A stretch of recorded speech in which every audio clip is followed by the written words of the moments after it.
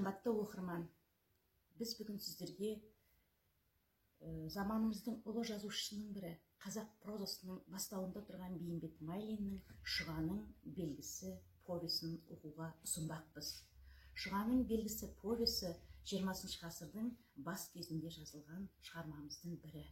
Шығарманың жазылу тарихы туралы Бейімбет Майлин мен Уфаның Ғалия медресесінде бірге оқыған досы Сайфи Құдаштың пікірімен келтірсек, бірде сол медреседе тіл мен әдебиеттен дәріс оқыған Ғалымжан Ибрагимов, яғни ұстазы, өздеріңіз бір шығарма жазып беріңіздер, бүгінгі қоғамнан немесе өздеріңіздің ойларыңызға түйген шығарма болса, сюжет болса, бір шығарма ұсынсаңыздар деп айтқан екен. Міне сол кезде Бейімбет Майлин сіздерге ұсынып отырған осы «Шұғаның белгісі» повесін жазып келген екен. «Шұғаның белгісі» повесі алғаш рет Садақ журналына жарияланған.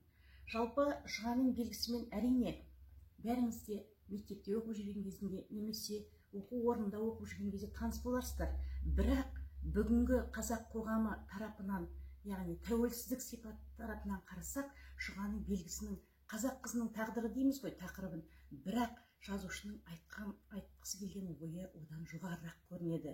Себебі тек қана қазақ қызының тағдыры емес, қазақ қоғамы, оқыған қазақ жігіттері мен қазақ қыздарының қазақ қоғамының оларды қабылдауы, яғни сол мезгілдердегі жаңадан дамып келе жатқан қазақ елінің тағдырын жазушы осы Шұғаның өмірбаяны сипатында айтқысы келген. Заманнан озық туған Шұға өз өліммен аяқталған қатал тағдырына себеп болған әкесі, немесе ағасы, болмаса оны айнала қоршаған қоғам емес, ескі салт, ата-баба жолы екенін анық түсінеді. Бұл шығармадағы ең маңызды және ең әсерлі кезең екенін аңғарғандай боламыз. Жазушы Шұғаның ажарымен қоса мінезінің салмақты, ұстамды, ақылды екенін де көрсетіп байқатады. Өз заманының қыздарымен салыстыра отырып Шұғаны биікке көтереді. Ал сол Шұғалар хатты зорға танушы еді. Бірақ осы күні оқыған 10 қызына белгісіз еді деу арқылы Шұғаның зеректігінен, білімпаздығынан хабар беріп тұрғандай.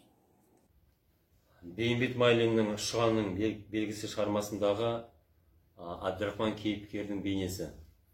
Әбдірахман 20 ғасырдың басында сол кезге сай 3-4 жылдық оқуын бітіріп келген және де орыс тіліне өте жетік болған бір жас жігіт өзінің ауылына келіп қызметін бастап кетеді. Сол кезде өзінің ауылында аты шулы болып отырған өзінің сымбаттылығымен, өзінің әдемілігімен, көркемдігімен, мінезімен жігіттердің арасында үлкен шуға себеп болған Шұға деген бір бойжеткен қызбен танысуға асық болады. Екі жастың осылай бір-біріне ынтық екендерін бір-біріне естіп, осындай жақсы көзқарасты екендіктерін бүкіл ауыл естиді, бүкіл ауыл біледі. Соның ішінде Айнабек деген басқа бір ауылдың, Айнабай деген басқа бір ауылдың,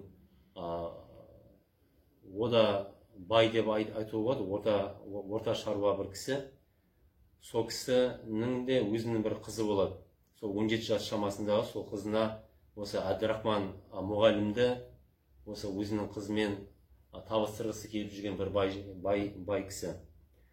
Сол жаңағы Айнабай Әбдірахманға неше түрлі жала жабады. Соның Шұғаның орналасқан ауылының үстінен өтіп бара жатқан кезде Әбдірахман қасындағы қосшы жігітімен бірге атын кішкене тежеп, ауылда не болып жатыр екен, Шұғаны көріп қалам ба екен деген сияқты бір оймен жай басып келатқан кезде Шұғаның ең жақсы көретін жеңгесі, сырлас жеңгесі екеуі су алып келатқан жерінен бұлардың алдынан шығады. Сол кезде Шұға мен Әбдірахманның ең соңғы кездесуі. Сол кезден бастап Шұға жалпы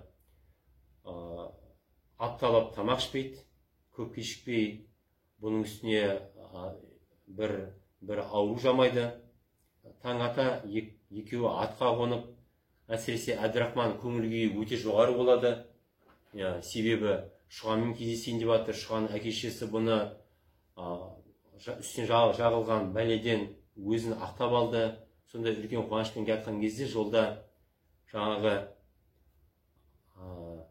Айнабайдың шаңырағының үстінен өтеді. Сол өтіп жатқан кезде үлкен бір шуды естиді.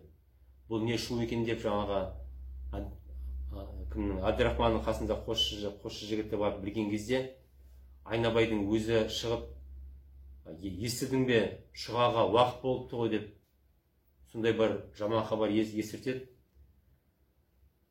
Осымен бүкіл шығарма бітеді. Екі жас кездесе алмайды, табыса алмайды. Енді бұндай оқиғалар жалпы 20 ғасырдың басында болған болса, бұндай оқиғалар тіпті 20 ғасырдың ортасында да, қазіргі кезде де ондай оқиғалар болып тұрады бізде. Тек қана осы Қазақстанда емес, бүкіл дүние жүзінде көруге де болады. Енді сіздерге мен өзімнің ұсынысым осы Бейімбет Майлиннің осындай шығармалардың қысқаша берілген Шұғаның белгісі атты кітабы бар. Соны оқып шығуыңызды мен ұсынамын сіздерге.